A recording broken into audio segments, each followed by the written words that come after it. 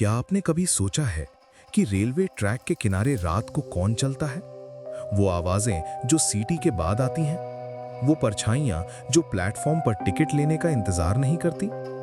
आज की कहानी है रेलवे ट्रैक की डरावनी हॉरर कहानियां। मेरा नाम विशाल है और मैं पिछले 12 साल से रेलवे के सिग्नल डिपार्टमेंट में काम कर रहा हूं। मेरी पोस्टिंग एक छोटे से टाउन के पास के सबसे सुनसान सेक्शन में थी, किलोमीटर 127 से 145 तक। आज मैं जो बताने जा रहा हूं, उसे सुनकर शायद आप अगली बार ट्रेन से सफर करते समय खिड़की से बाहर देखने से पहले 10 बार सोचेंगे। सब कुछ शुरू हुआ एक साधारण सी शिफ्ट से। रात के 10 बजे मेरे सेक्शन में एक सिग्नल नंबर 11A बार बार फेल हो रहा था। तकनीकी रूप से सब कुछ ठीक था, पर वो हर रात ठीक 1:17 पर लाल हो जाता और फिर अपने आप हरे पर आ जाता। रिपोर्ट में मैंने लिखा, ग्लिच, टेस्टिंग चल रही है। लेकिन फिर चीजें अजीब होनी शुरू हुई। एक रात जब मैं सिग्नल 11A के करीब था, मैंने एक आवाज सुनी। कोई गिन रहा था, 1, 2, 3। आवाज बिल्कुल स्पष्ट थी, जैसे कोई मेरे ठीक पीछे खड़ा हो। मैं मुड़ा, वहां कोई नहीं था, सिर्फ 2 पटरियां चमकती हुई, चांदनी में नहाती हुई। मैंने इसे थकान मान लिया। लेकिन अगली रात जब मैंने अपने मॉनिटर पर सिग्नल 11A को देखा, तो वो सिर्फ लाल नहीं था, वो एक पैटर्न में ब्लिंक कर रहा था, धीरे धीरे, मोर्स कोड की तरह। मेरे पास एक पुरानी मोर्स कोड चार्ट थी। मैंने उसे डिकोड करना शुरू किया। ये कोई तकनीकी मैसेज नहीं था, ये कह रहा था, हम भूखे हैं। मेरी सांसें रुक गईं। मैंने कंट्रोल रूम को फोन किया। सिग्नल 11A से कोई मैसेज मिल रहा है, मैंने कहा। दूसरे छोर से हंसी आई, विशाल, तुम्हें छुट्टी ले लेनी चाहिए। लेकिन मैं जानता था कुछ गलत था।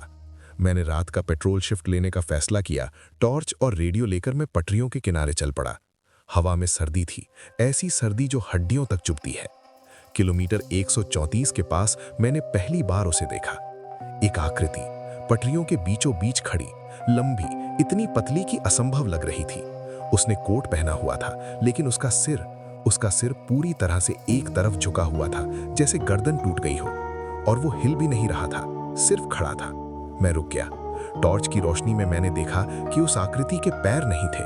वो पटरियों से सीधे जुड़ी हुई लग रही थी, जैसे कोई पौधा जो मेटल से उगा हो। मैं पीछे हटने की कोशिश की, लेकिन मेरे पैर जम गए थे। और फिर उसने अपना सिर घुमाया, धीरे धीरे, एक ऐसा कोण जो किसी जीवित प्राणी के लिए असंभव था। उसके चेहरे की जगह सिर्फ गहरा अंधेरा था। मेरे कानों में एक आवाज गूंजी, कोई फुसफुसाहट नहीं, बल्कि एक कर्कश, दरारें पड़ी आवाज, जैसे पुराने रेडियो से आ रही हो। हम तुम्हारा इंतजार कर रहे थे। मैं भागा, पत्थरों और कंकड़ों पर ठोकरें खाता हुआ। जब मैंने पीछे मुड़कर देखा तो वो आकृति वहीं खड़ी थी, लेकिन अब वो अकेली नहीं थी। उसके आसपास और आकृतियां थीं, 5, 6, सभी एक जैसी, सभी पटरियों से जुड़ी हुई। मैंने अपना रेडियो निकाला, चिल्लाया, आपातकाल, सेक्शन 134, कोड ब्लैक। जवाब में सिर्फ स्टैटिक आया, और उस स्टैटिक के बीच वही आवाजें, गिनती करती हुई, 7, 8, 9। मैं अपने बूथ तक पहुंचा, दरवाजा बंद किया, खिड़की से बाहर देखा। पटरियों पर कुछ नहीं था, सब सामान्य लग रहा था। शायद सब कुछ मेरे दिमाग का फितूर था। लेकिन सुबह जब मैंने बाहर निकलकर जांच की, तो किलोमीटर 134 के पास पटरियों के किनारे की मिट्टी पर पैरों के निशान थे, मेरे अपने बूट के निशान वापस आते हुए। लेकिन उनके साथ दूसरे निशान भी थे, लंबे, पतले, और हर निशान के अंत में पटरी में धंसा हुआ एक गहरा छेद, जैसे कोई नुकीली कील गड़ी हो। मैंने इस्तीफा दे दिया, स्वास्थ्य कारण बताया। लेकिन कहानी यहीं खत्म नहीं हुई। आज 3 साल बाद मैं एक अलग शहर में रहता हूँ, एक अलग नौकरी करता हूँ। लेकिन हर महीने ठीक उसी दिन, उसी समय, रात 1:17 पर मेरे घर का बिजली का मीटर बंद हो जाता है, और खिड़की पर बाहर से मैं एक हल्की हरी रोशनी देखता हूँ, जो धीरे धीरे चमकती है, एक पैटर्न में, मोर्स कोड में। हम आ गए हैं। और कल रात जब मैंने अपने पुराने रेलवे यूनिफॉर्म को अट्टारी में से निकाला, तो उसकी जेब में मुझे एक छोटा सा पत्थर मिला, एक पटरी का पत्थर, और उस पर खुरच कर लिखा हुआ था, किलोमीटर 134। वे मुझे ढूंढ रहे हैं, और मैं जानता हूं ट्रैक कभी खत्म नहीं होते, वे सिर्फ आपके घर तक पहुंच जाते हैं।